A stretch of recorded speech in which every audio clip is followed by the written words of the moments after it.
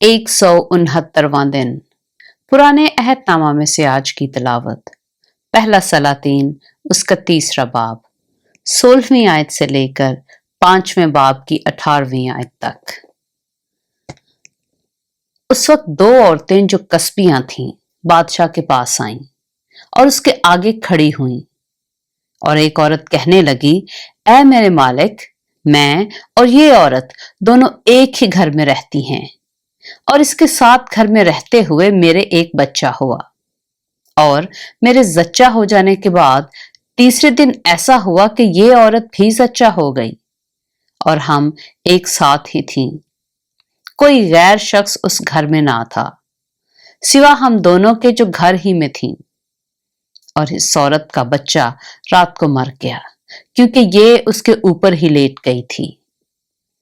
सो ये आधी रात को उठी और जिस वक्त तेरी लौंडी सोती थी मेरे बेटे को मेरी बगल से लेकर अपनी गोद में लिटा लिया और अपने मरे हुए बच्चे को मेरी गोद में डाल दिया।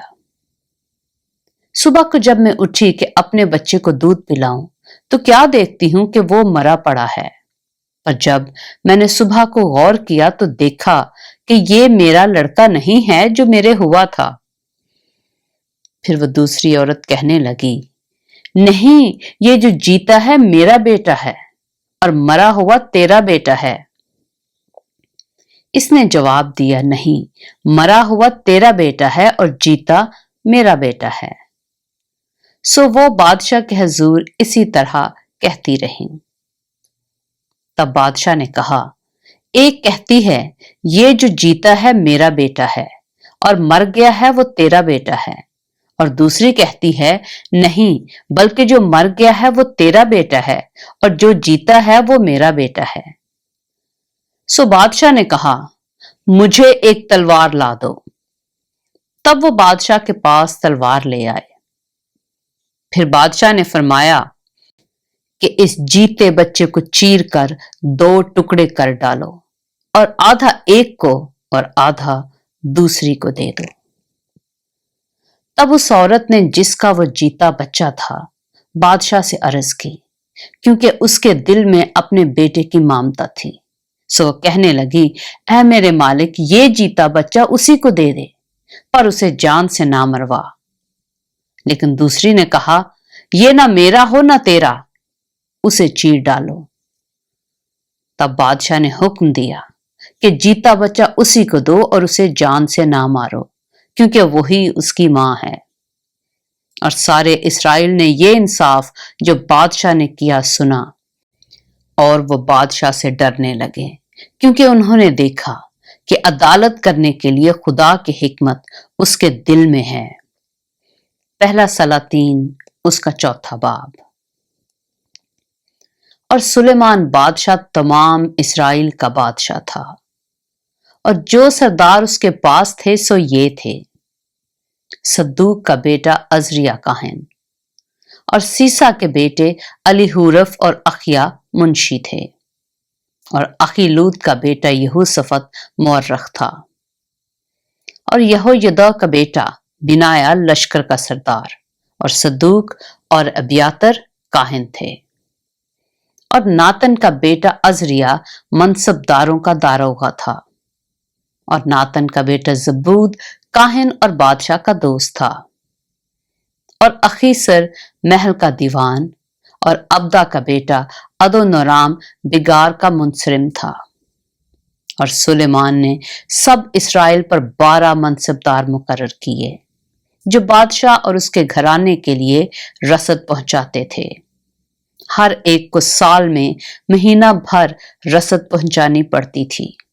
उनके नाम ये हैं, इफ्राइम के कोहस्तानी मुल्क में बिन हूर और मक्स और सालबीम और बैत शम्स और एलून, बैत हनान में बिन दिकर, और अरबूत में बिन हसद था, और शौका और हिफर की सारी जमीन उसके इलाका में थी। और दौर के सारे मुर्तफा इलाका में बिन अबिंदाब था, और सुलेमान की बेटी ताफत उसकी बीवी थी। और अखीलूद का बेटा बाना था, जिसके सपुर्द तानक और मिजतू और सारा बैत शान था, जो जरतान से मुत्तसिल और यजराइल के नीचे बैत शान से अबील महूला तक यानी युकमाम से उधर तक था, और बिन जिबर रामात जिल्लाद में था, और मनस्सी के बेटे यायर की बस्तियां जो जिल्लाद में हैं उसके सपुर्द थीं, और बसन में अर्जूब का इलाका भी इसी के सपुर्द था, जिसमें 60 बड़े शहर थे जिनकी शहर पनाहें और पीतल के बींडे थे। और इद्दू का बेटा अखिंदाब महानीम में था, और अखी मुआज नफ्ताली में था। इसने भी सुलेमान की बेटी बिस्मत को ब्याह लिया था। और हूसी का बेटा बना आशर और अलूत में था, और फरूह का बेटा यहोसफत इश्कार में था, और एला का बेटा सिमाई बिन्यामीन में था, और उरी का बेटा जिबर जिलाद के इलाका में था, जो अमूरियों के बादशाह सेहून और बसन के बादशाह ऊज का मुल्क था। उस मुल्क का वही अकेला मनसबदार था। और यहूदा और इस्राएल के लोग कसरत में समंदर के किनारे की रेत की मानंद थे, और खाते पीते और खुश रहते थे। और सुलेमान दरियाए फरात से फिलिस्तियों के मुल्क तक और मिस्र की सरहद तक सब मुमलकतों पर हुक्मरान था। वो उसके लिए हदिये लाती थी, और सुलेमान की उम्र भर उसकी मुती रही। और सुलेमान की एक दिन की रसद ये थी, 30 कोर मैदा और 60 कोर आटा, और 10 मोटे मोटे बैल, और चराई पर के 20 बैल, 100 भेड़ें, और इनके अलावा चकारे और हिरन और छोटे हिरन और मोटे ताजा मुर्ग, क्योंकि वह दरियाए फरात की इस तरफ के सब मुल्क पर तिफ्सा से गजा तक यानी सब बादशाहों पर जो दरियाए फरात की इस तरफ थे फरमा रवा था, और उसके चौगिर्द सब अतराफ में सबसे उसकी सुलह थी। और सुलेमान की उम्र भर यहूदा और इस्राएल का एक एक आदमी अपनी ताक और अपने अंजीर के दरख्त के नीचे दान से बीरसबा तक अमन से रहता था। और सुलेमान के यहाँ उसके रथों के लिए 40,000 थान और 12,000 सवार थे। और उन मनसबदारों में से हर एक अपने महीना में सुलेमान बादशाह के लिए और उन सब के लिए जो सुलेमान बादशाह के दस्तरखान पर आते थे रसद पहुंचाता था। वो किसी चीज की कमी ना होने देते थे। और लोग अपने अपने फर्ज के मुताबिक घोड़ों और तेज रफ्तार समंदरों के लिए जाओ और भूसा उसी जगह ले आते थे जहां वो मनसबदार होते थे। और खुदा ने सुलेमान को हिकमत और समझ बहुत ही ज्यादा और दिल की वुसअत भी अनायत की, जैसी समंदर के किनारे की रेत होती है। और सुलेमान की हिकमत सब अहले मशरक की हिकमत और मिस्र की सारी हिकमत पर फौकियत रखती थी, इसलिए कि वह सब आदमियों से बल्कि अजराखी ईतान और हिमान और कुलकूल और दरदा से जो बनी महूल थे ज्यादा दानिशमंद था। और चौगिर्द की सब कौमों में उसकी शोहरत थी। और उसने 3,000 मिसलें कहीं, और उसके 1,005 गीत थे। और उसने दरख्तों का यानी लुबनान के देवदार से लेकर जूफा तक का जो दीवारों पर उगता है बयान किया, और चौपायों और परिंदों और रेंगने वाले जानदारों और मछलियों का भी बयान किया। और सब कौमों में से जमीन के सब बादशाहों की तरफ से जिन्होंने उसकी हिकमत की शोहरत सुनी थी, लोग सुलेमान की हिकमत को सुनने आते थे। पहला सलातीन उसका 5वां बाब। और सूर के बादशाह हिराम ने अपने खादिमों को सुलेमान के पास भेजा, क्योंकि उसने सुना था कि उन्होंने उसे उसके बाप की जगह मसा करके बादशाह बनाया है, इसलिए कि हिराम हमेशा दाऊद का दोस्त रहा था। और सुलेमान ने हिराम को कहला भेजा कि तू जानता है कि मेरा बाप दाऊद खुदावंद अपने खुदा के नाम के लिए घर ना बना सका, क्योंकि उसके चौगिर्द हर तरफ लड़ाइयां होती रहीं, जब तक कि खुदावन ने उन सब को उसके पांव के तलवों के नीचे ना कर दिया। और अब खुदावन मेरे खुदा ने मुझको हर तरफ अमन दिया है, ना तो कोई मुखालिफ है ना आफत की मार। सो देख, खुदावंद अपने खुदा के नाम के लिए एक घर बनाने का मेरा इरादा है, जैसा खुदावंद ने मेरे बाप दाऊद से कहा था कि तेरा बेटा जिसको मैं तेरी जगह तेरे तख्त पर बिठाऊंगा वही मेरे नाम के लिए घर बनाएगा।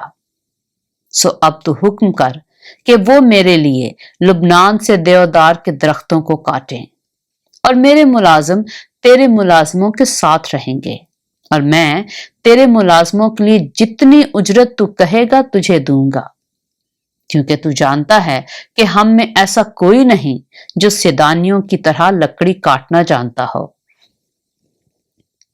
जब हिराम ने सुलेमान की बातें सुनी तो निहायत खुश हुआ और कहने लगा कि आज के दिन खुदावंद मुबारक हो, जिसने दाऊद को इस बड़ी कौम के लिए एक अक्लमंद बेटा बख्शा। और हिराम ने सुलेमान को कहला भेजा कि जो पैगाम तूने मुझे भेजा मैंने उसको सुन लिया है, और मैं देवदार की लकड़ी और सनोबर की लकड़ी के बारे में तेरी मर्जी पूरी करूंगा। मेरे मुलाजिम उनको लुबनान से उतार कर समंदर तक लाएंगे, और मैं उनके बेड़े बंधवा दूंगा, ताकि समंदर ही समंदर उस जगह जाएं जिसे तू ठहराए, और वहां उनको खुलवा दूंगा। फिर तू उनको ले लेना, और तू मेरे घराने के लिए रसद देकर मेरी मर्जी पूरी करना।